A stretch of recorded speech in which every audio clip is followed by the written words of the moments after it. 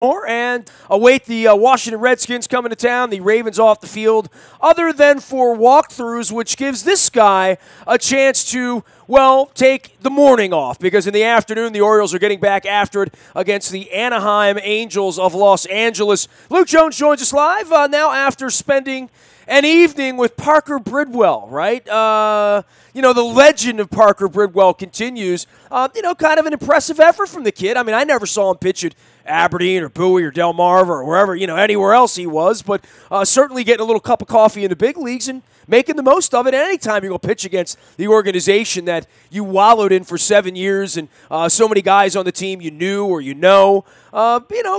feel good night for him, feel bad night for the Orioles as they dip below 500 again, Luke. Yeah, it really was. And Parker Bridwell, I mean, it was always someone that you saw talent, but whether it was injuries or just inconsistency, whatever the case, it just never happened. I mean, you go back and look at his minor league numbers, and there weren't too many people that batted an eyelash when the Orioles jettisoned him at the beginning of this season. So I'm not saying that was the right move, and obviously the way he's pitching now, you at least take some pause, albeit it's a small sample size. We'll see how that continues, but he's pitching well. One thing that was kind of surprising about his outing on Tuesday night was the number of fastballs that he actually threw, because that was kind of the one thing that the Angels have changed with him. It was so heavy with his four-seam fastball, and he doesn't throw as many now. But he did on Tuesday, and the Orioles didn't have many opportunities early in the game. Certainly had their chances in the fifth inning, where that was really their golden opportunity, and second and third, nobody out. And they don't really take advantage the way they could have, only getting the one run thanks to Caleb Joseph. And then later in the game, a big opportunity in the eighth inning when Bridwell was out of the game, first and third, nobody out, and they didn't score. The reality is they got a pretty good outing from Jeremy Hellickson, but they just didn't do enough against Parker Bridwell and the Angels bullpen. And you look at the rest of the wild card contenders, the good news is most of those teams other than Seattle lost. The bad news, well, this was a chance for the Orioles to gain some ground, to improve their position. And when you're in a position that they were in, and that was being 7 games below 500 not all that long ago, you don't have much margin for error. And when you get a well-pitched game from Jeremy Hellickson the way that they did, you hate to waste that, and that's what happened on Tuesday night. Well, the good news is we're scoreboard watching in the middle of August, right? I mean, Sure. And that's not bad. I want to go to Bridwell for a minute because, dude, I write books about how effed up the organization is, and I know I've called it deodorized over the last 5 years, and I think to some degree you agree with some of my points, or at least I'm not just making up fake news about this. But, dude, on the back of baseball cards, which I've been studying all my life, if you handed me the Parker Bridwell minor league career from Aberdeen in 2010, I mean, it's kind of astonishing that they had him hang around the organization for 7 years, before he was jettisoned. Right. He never had success anywhere, and maybe this is the story of the Orioles minor league organization. He never had success anywhere, but was always promoted. You know what I mean? He hung around to Sally a little while. He hung around Aberdeen a little while. He hung around Frederick more than a little while. He pitched in the Arizona Fall League to an ERA of 9. The ERAs, 540, 597, 748, 537, 645, 543, 478. And he had a cup of coffee at 10 innings in Norfolk last year where he looked like a AAA pitcher. It's incredible, and I don't know, I know Arrieta pissed on him on the way out. I know there have been pitching coaches from Leo Mazzoni backwards and other pitchers that have left the organization that have either had success or had failure or whatever. We've had a lot of guys with arm injuries around here, from Bundy to Harvey, go through the list. And then other guys like Mattis that got spit out the side door, and other guys like Bud Norris and Tommy Hunter that just go to the next place, or Matt Albers, still in Major League Baseball somehow. And, I wonder, at its heart, at its core, what the hell's going on in this organization? You know what I mean? I don't, as a journalist, I would love to go pick up the pieces and talk to guys 2, 3, 4, 5 years later, 1, 2, 3 organizations later, and saying, how did you have a 6.5 ERA in Delmarva a year and a half ago, and you go to Anaheim and find, Koufax. I don't know what else to say, but it really is a weird thing with pitching in the Orioles, and I think it really begins. The study would begin with Arrieta. If that were you were going to start with a book, you'd say, how did that happen, and how has this happened? And the Davies and the Rodriguez and the Bridwells move on, and somehow the Orioles are still throwing the ball to Jimenez and Wade Miley out there and paying them double-digit millions of dollars to try to figure it out, Well, and I think that's the big key here. I mean, look, there are failed pitching prospects all around baseball, and guys that leave one organization, go somewhere else, and they find some... And arm injuries, by the way, because I hear that same thing with the Ravens. Well, they have more injuries, and it's their shoes, or maybe it is their Under Armour shoes. I don't know, but people jump to conclusions. But I think across the board, I'm sure that there's been a medical look at all of this, and as crazy as Angelos is about spending money on medical, I don't know that the Orioles guys get hurt more than others, but it feels that way when you're here, I guess, right? But I don't think that's true. Yeah, the injury part is the one part of this, at least recently, that I don't really see that as being an epidemic compared to other teams. I think if you go to every organization, you're going to find injuries. Now, that being said, going back to the fact that this team has just not done a very good job developing pitching. I mean, it's pretty obvious. I mean, you look at the last 15 years, starting pitching-wise, who have they really developed? Okay, I mean, Eric Bedard was a success, and you see what they were able to flip him into. Arrieta, they developed him. I mean, No, they didn't. But I'm saying he was going to the Hall of Fame a couple years ago. He would have come from their system, I guess. Well, but they didn't develop him from the standpoint of, they wouldn't let him crossfire across his body, and they really didn't want him throwing his cutter. I was going to say they did a good job at drafting him. Right. They identified him, right? Okay, fair enough. But the two guys you kind of look to, and still acknowledging that Dylan Bundy and Kevin Gausman, that book is still to be written conclusively. But you have Bedard, and I'll give them credit for Chris Tillman, because Chris Tillman was very young, not fully developed when they acquired him from Seattle, and you see what this year aside, you saw what he was able to do for them over the last 5 years. But you're right. I mean, you look at this, and if it were any one of these individuals in isolation, and I'll put Arrieta aside for a second, let's just look at Zach Davies, let's look at Parker Bridwell, let's look at Ariel Miranda. And it's not as though all these guys have had overwhelming success. And in the case of Bridwell, we're talking about a small sample size here. He's thrown, 66 innings. Let's pump the brakes. There was a time where Brad Bergeson looked like a Rookie of the Year candidate. So did Josh Towers. And, there have been flashes everywhere, right? Yeah, guys can wash out very quickly, especially when teams start to have tape and can really look at them. Well, we thought that would happen to Gonzalez, quite frankly, right? We thought, we thought at some point he's throwing meatballs, and then some nights he would look literally like Greg Maddux out there, Right, but I think when you look at all of these collectively, I don't know which part I'm more concerned about. Is it the lack of development in the case of, as you mentioned, Parker Bridwell, which there were injuries and there was inconsistency, and there were times where he'd pitch well and other times where he didn't pitch well. But the body of his work on the back of a bubblegum card, it's not impressive, right? It's not even average, and he got promoted through this system.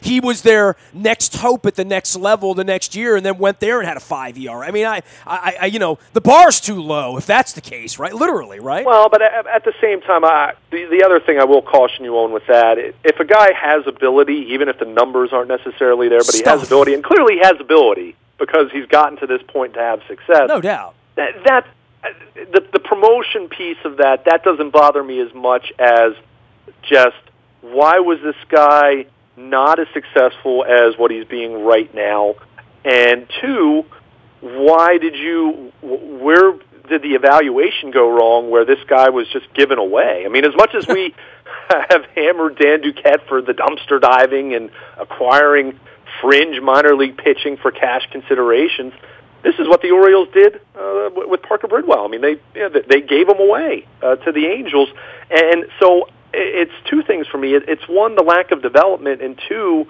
letting some of these guys go without really seeming like they have a good handle on what kind of pitcher they are. I mean, Yeah, Eduardo Rodriguez, I don't really put him in that category because they knew they were giving away a good pitching prospect for Andrew Miller. To me, that was just a trade where both sides got something out of it. But when you look at some of these other ones where they traded Ariel Miranda for Wade Miley without giving Miranda a chance. I mean, Zach Davies, I get it. They wanted Gerardo Parra, but as you pointed out, you see what they've been throwing out there starting pitching-wise since that trade. Well, Zach Davies would sure look good in the back end of this rotation, even if he wouldn't be an ace for you. So there's absolutely concern there, and I don't think the success that they have had over the last 5 or 6 years can just wipe away the concern with the starting pitching development. They've done a nice job developing. They've done a nice job developing bullpen arms, and we've certainly seen that. And Zach Britton certainly became a great success story there. And but you would have preferred him to be 211 innings and be 16-9 with a 3.5. I mean, you would prefer that. And who knows? Would he have gone somewhere else and done that? Maybe. But at the same time, being a dominant reliever is a completely different animal. Than if he becomes Jason Isringhausen and, I remember those Mets arms that were all, 4 guys, and we had those guys here, and I'll always tie Arrieta, Madison, Britton together, right? I mean, they will be measured together. They came up together like that, right? Absolutely. And, the one guy who had the success out of that group, the cavalry, was, Chris Tillman. Arrieta too, but okay, right. Well, here, I mean. Okay, fair enough. Sure. I mean, I'm judging them by what they are, not what the Orioles tried to make them be. Right. In another organization with the Cubs, I mean, Zach Britton might have been a starter, right? I mean, if he pitched for the Diamondbacks, maybe that would have been the route he would have gone. It wasn't like he came in like Greg Olson, where he was going to be a 20-pitch guy, right? Sure. And the thing, I mean, you never really do. That's why any of these in isolation, and the Arrieta one's obviously the exception here, but these others in isolation, you kind of just chalk it up to, okay, maybe a guy needed a change of scenery, maybe there was something that just wasn't working, maybe there was something in his personal life, whatever it is, you can kind of explain away each one in isolation, but when you start adding them up, that's where you really look at this and say, what's amiss? Why can't they develop pitching more effectively? Clearly, they have some guys that other teams have valued, and other teams have figured out a way to get some success out of it. Yeah, other teams would have drafted Kevin Gausman. They would have drafted Dylan Bundy. Yeah, I mean, it's right. I mean, okay, you can go back and look at Matt Hobgood and say, okay, well, that was a case where they were trying to get someone for cheap when they drafted him. But Dylan Bundy, which Angelos did for about a decade, by the way. I didn't write too much about that in the book, but that is the truth. I mean, they didn't really want to draft Matt Wieters because they didn't want to pay him. I mean, that's a fact. Right, and they did it to their credit, and they got it done. But Flanagan got fired over it, but other than that, yeah.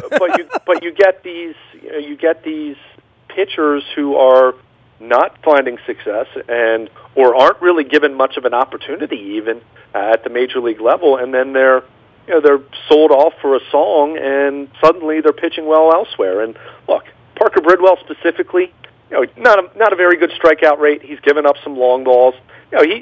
He's pitching better than what his results are better than what some of his peripherals would indicate. But even so, even if you allow for a market correction, he's still been someone who's pitched well enough where you'd like him in your rotation, and the Orioles had him as a bullpen pitcher. So you do really ask, what did you miss there? What did you miss there where this guy could have at least been a serviceable option? I mean, you're telling me he couldn't have at least been their version of, an Alec Asher type for them this year, even if he didn't start in the rotation, that he could have been something that was serviceable for them? They're Vance Worley, right? That's a miss, right? I mean, that's a miss. So, again... And you got nothing for him. That really is exactly. Yeah. I mean, at least in the case of Davies, they thought they were getting a corner outfielder that was going to help them, even though Parra ended up being terrible.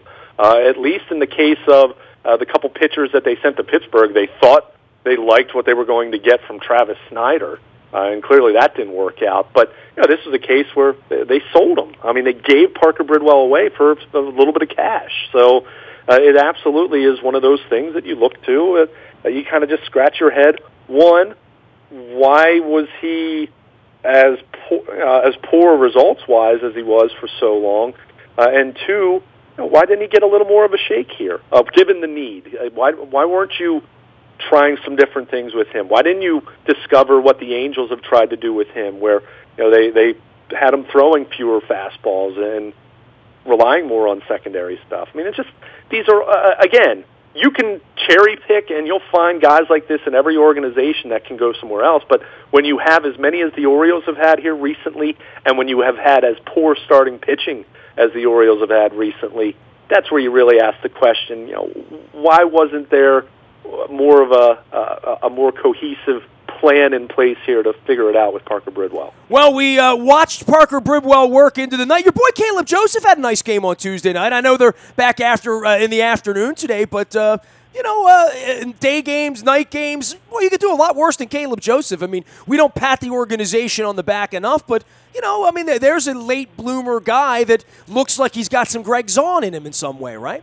Well, this is a really, really good backup catcher, to the point where I think you can be a 1 and 1A with Caleb Joseph in that equation, and it's really become that. If you look at how the Orioles have handled the catching since the All-Star break, he and Castillo have been almost a complete share, 50-50. Dude, when you get guys that are a little older and you give them some time off, too, they're probably going to be better when they're in there. I mean, saying you're a full-time catcher, dude, Weeder's got ridden like a mule here by Buck, catching sure. 132 games a year, that sounds all sexy when you're 24, 25, 26. Your agent doesn't want that for you. Your high school and college coach don't want that for you. And you probably don't want that for yourself. But part of that is, from an organizational standpoint, you're far better off having one guy catch 100 and the other guy catch 60 and having a catcher that's designated to a pitcher or two without having a knuckleballer, right?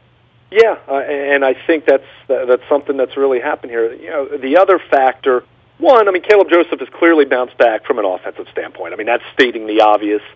He was someone that, if you go back to 14 and 2015, he swung the bat at a respectable level for a catcher. It wasn't as though he was a complete liability there. Now, last year he was, and that really kind of changed things as far as how he was viewed.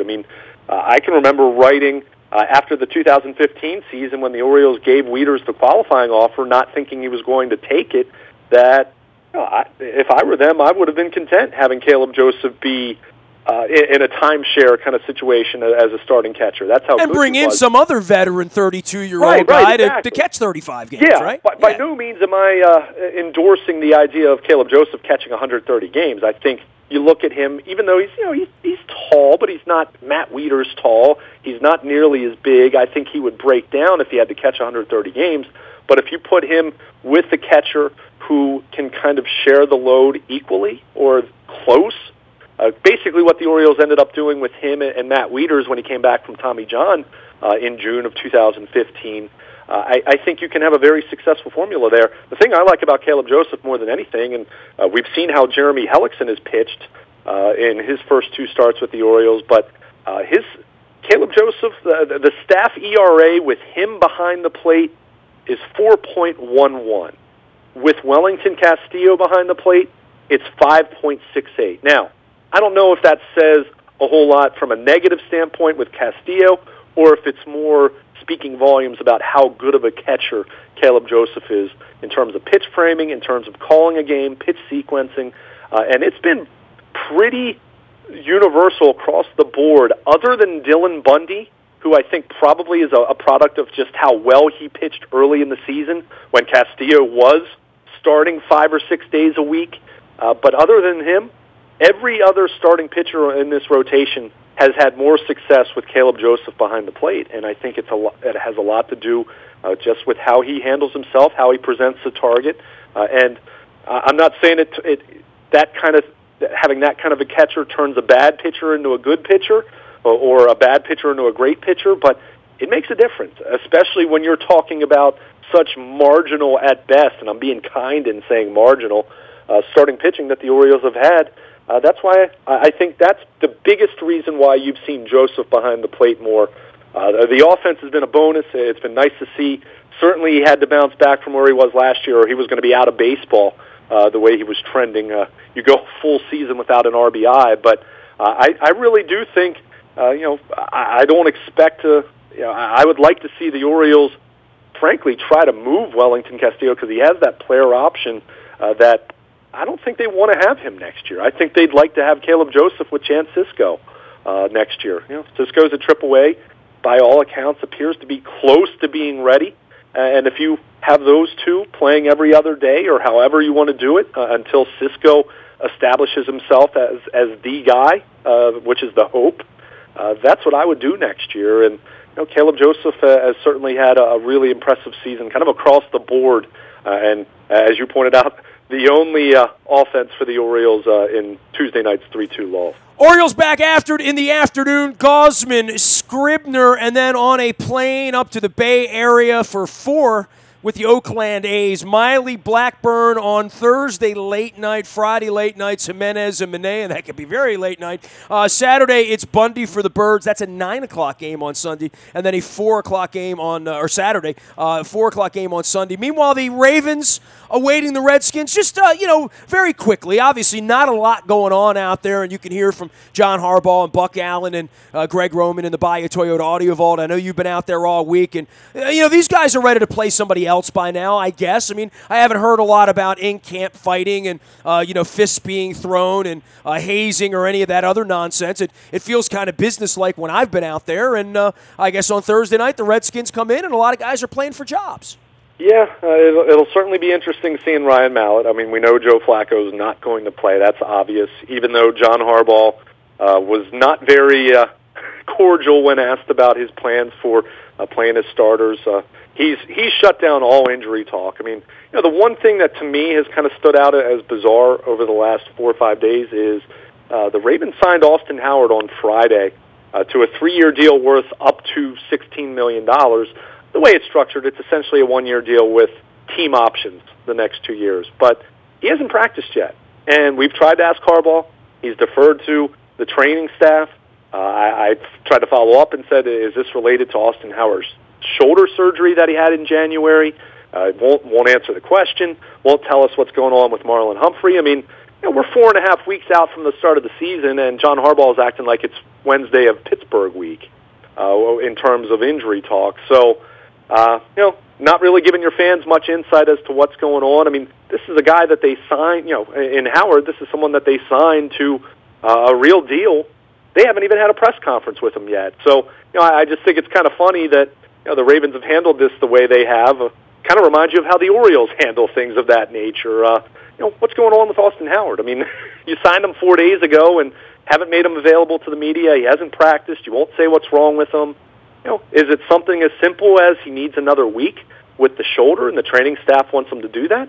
Well, that's fine. Just let us know that. Let your fans know that. But on the flip side, I think John Harbaugh's clearly very frustrated with the number of injuries that they've dealt with, and he just...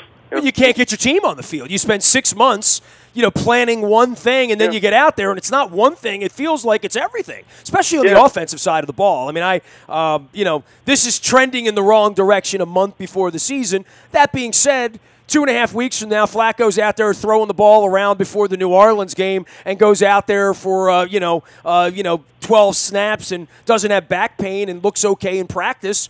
I don't think I would feel that bad about it. These are professional football players, but and he has been working in the offense, all during mini camps and all that stuff. So, it doesn't bother me so much that Flacco's not out there if he's out there in a couple weeks. If 3 weeks from now we're still talking about Ryan Mallett maybe starting the Cincinnati game and Joe coming back in London, if that's where we are Labor Day weekend, that's not a good place to be, and that's not where John wants to be, right? No question. I totally agree. I think with Flacco, I wouldn't be completely dismissive about it to the point where I'd say, missed practice time, that does hurt because this is an offense that was tweaked in the offseason, that an offense that hadn't functioned at a high level the last couple years. He hasn't had an opportunity to build a rapport with Jeremy Maclin. Keep in mind, Maclin was signed and was only out on the field for a couple days of mandatory minicamp. So there have been some missed opportunities there. I think you can look at what's happened now with the assumption that Flacco comes back and is fine physically. There's still a scenario where you'd say, okay, there might be some growing pains early in the season because he's missed 2 weeks of training camp. But if he comes out there in the next week at some point, gets himself some practice time, is able to play in the third preseason game. I mean, at this point, I'd probably be surprised if we even see him in the second preseason game because he's not practicing yet. But gets out there, as you mentioned, gets at least a couple series under his belt for the third preseason game, and is ready to go. There's no signs of any lingering effect of the back issue.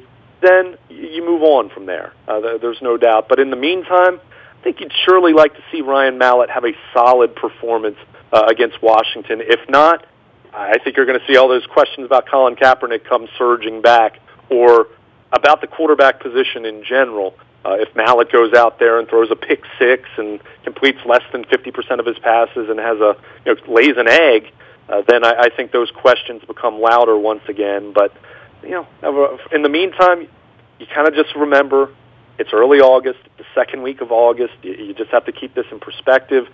You look at the starting offensive line. I mean, Howard's obviously not going to play. I'm guessing they should hold Marshall Yanda out, quite frankly. Alex Lewis has been banged up with an injury. We're not sure exactly what it is. So that's not going to be, to be totally honest, even if Joe Flacco were healthy, that's not exactly an offensive line right now that I'm anticipating we're going to see Thursday night that you would want him playing behind anyway, quite frankly. So we'll see. I think there's absolutely reasons for concern just in general, but in terms of Flacco, as long as he's getting out there in the next week or so, I think you still have to look at it and say, should be okay, assuming he comes back and is able to stack practices and doesn't have the back flare up again. All right, we will be out at the Old Ball Yard on Thursday night, the Purple Crab Cake, as they like to say. Redskins coming up. That always, as I say, angers up the blood because, they bring the pig snouts, right? They bring the headdresses. They bring that song. They're wearing burgundy. They're wearing gold. Luke, that was your childhood. Redskins football, remember? Don't you remember that? Oh, claiming the entire territory and, Jack Kent Cook, not wanting a team here. And what's the matter? You don't like Mark Rippon? No? I thought Mark Rippon was actually a great story, but as far as rooting for the Redskins, no thanks. All right, yeah, it's preseason though. I'm just trying to, I'm trying to work up a little September mojo in August. It's hard to do. Orioles keeping us up late, but have an afternooner on Wednesday and then off to Oakland on Thursday night. You can find him, Luke, at WNST.net. Also, Baltimore Luke on Twitter. You can find me in the Buy a Toyota Audio Vault 24 hours a day from anywhere in the world on your mobile device. Just download the TuneIn Radio app. We do come in crystal clear from just about anywhere in the world as long as you've got a little Wi-Fi, a little service. Morning newspaper ships to your email inbox. That's at 7 a.m. each and every morning. That's all powered up by Planet Fitness and PlanetFitness.com. And last but never least, breaking news. Hope there is none of it right now, unless the Orioles are acquiring Mike Trout while they're in Anaheim. It will come to you first on the WNST Tech Service. That's all brought to you by Coons Ford of Security Boulevard. Dennis will be here on Thursday getting you ready for fake football with real conversation, and I'm going to join him. Luke's going to join him. So tune in Thursday between 3 and 5. It is the SSV on WNST. Nasty at WNST.net makes me a very available individual. Chapter 10 in Sid Thrift and Confederate Money out at WNST.net for the Peter Principles. The Ballad of Mike Messina is coming Friday morning. That is Chapter 11. That is a juicy one. If you want to read one chapter, read Chapter 11 on Friday, but you can read Chapter 10 and 1 through 10 right now out. Just Google The Peter Principles. That's the hashtag. And, of course, on Facebook, Twitter, LinkedIn, Snapchat, Instagram, streaming live on our Facebook as well as our YouTube, WNSTV channel. I am Nestor. We are WNST.net, AM 1570, and WNST Towson, Baltimore, and we never stop talking Baltimore sports.